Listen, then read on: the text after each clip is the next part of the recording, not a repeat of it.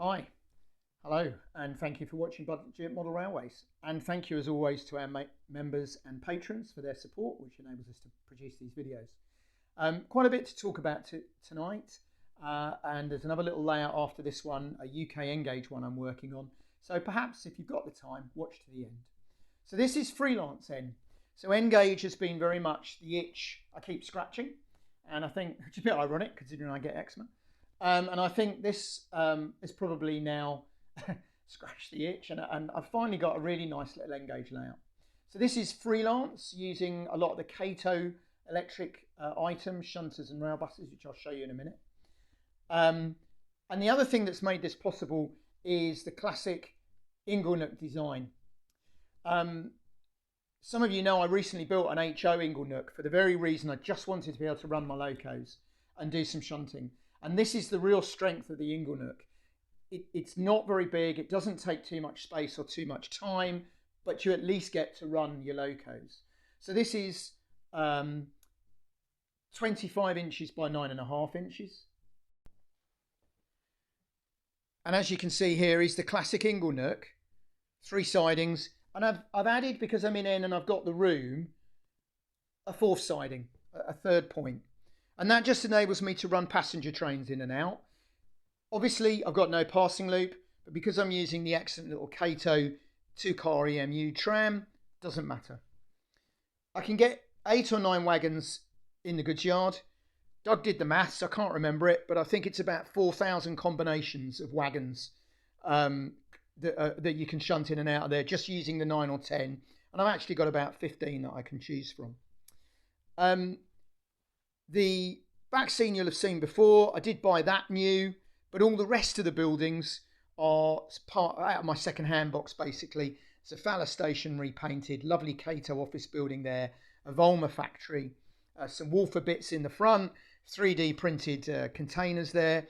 And the idea is, although this siding doesn't actually serve anything, by having the fuel yard and the goods yard, the container yards there, and the factory, we're alluding to the industrial scene.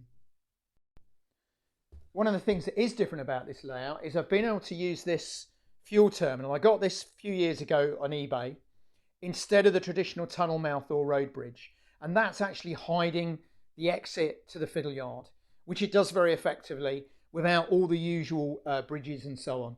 And I was quite pleased with that. And that then just gives you a little bit of a close-up of some of the layout. There we go. One of the other important things about this layout is the wonderful Kato locomotives. So these are fantastic. You can buy the chassis, as you know, and I've got 3D printed diesel bodies on the chassis. But this was very cheap. I got it from Gauge Master earlier in the year for £27 because it had the wrong US couplings. Doug was able to change it to Arnold couplings for me. Now, it does mean because I'm running electric, I need catenary, but these are wonderful. These are only £6. All this Kato stuff is coming from these people, Train Tracks.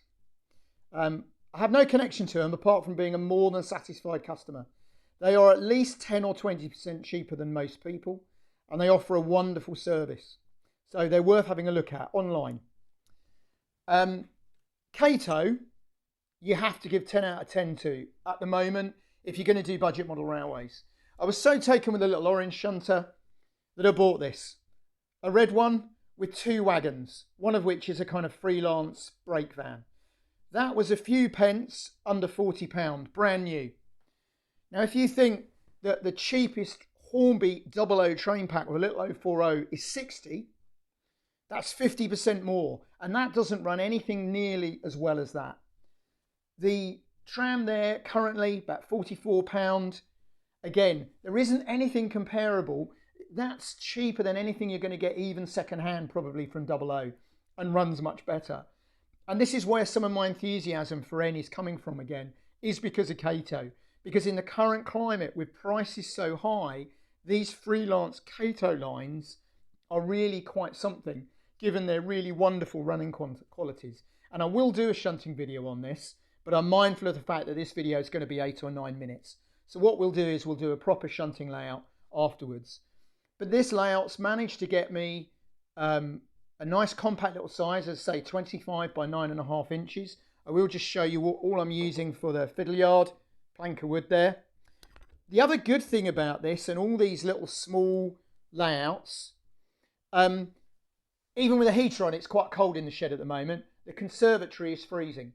This is so light, I could just pick it up, bring it into the dining room in here, or in the dining room, and I can play trains in the warm for an hour or so, quite happily shunting. So I am into my N at the moment, largely because of Kato. However, I am doing an N gauge UK layout. So let's just take you and show you that. So this is in the kitchen at the moment because there's some paint drying in here on it. So this is the scenic area. Classic inglenook, 3 sidings, just using the Wills, Pico and Kestrel buildings. Next to it is the fiddle yard for it. 2-row fiddle yard, inbuilt controller. Because the clever thing about this is, so this will be a box with my wagons in, two tiers, locomotives, little toolbox. And they all come out of that, which came out of my wife's sewing room. It's a little one of these timber, I think it was an IKEA unit. It was pale blue with flowers on it, so I have repainted it, which is why it's out here. But you can see the idea is that it's all going to fit in drawers, including all the rolling stock and everything else in that cabinet. It'll be a completely self-contained N-gauge layout because I've only got 2 or 3 locos and a bit of rolling stock. So I was quite pleased with that. And there will be a full video on this later on. So there we go. There will be a couple more videos on these layouts. So I'm going to do a shunting layout on this one, showing you actually it working. I'll obviously do a full video, if not 2 videos on the UK one. And I have another plan for N-gauge. I'm basically looking at doing, we did a 00 shunting layout for beginners series that was really popular. And I'm going to do an N-gauge one that's going to be a little bit different. So look forward to all of those. But thank you for watching this. I know N-gauge and certainly freelance N-gauge isn't going to be everybody's cup of tea. But it does give us a chance to do something a little bit different. And as I say, more compactly in a smaller space. So thank you for watching and look forward to speaking to you all again in the videos I've spoken about.